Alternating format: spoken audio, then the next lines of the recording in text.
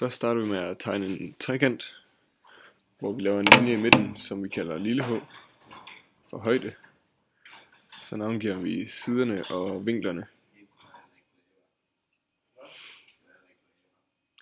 Og så laver vi et punkt, hvor højden rammer grundlinjen, som hedder store H.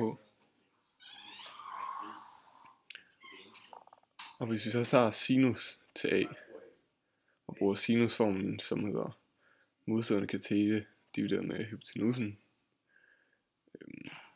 og isolerer H,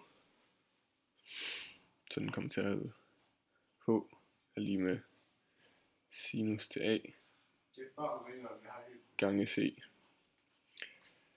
Nu tager vi så sinus til C og bruger samme formel som før. Det vil altså sige H divideret med A. Og så isolerer vi igen H.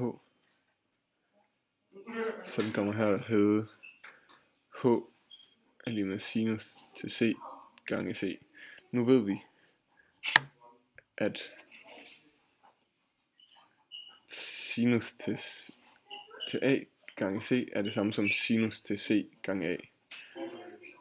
Og hvis vi så dividerer med A og C på begge sider, kommer den til at hedde sinus til A divideret med A er lige med sinus til C divideret med C.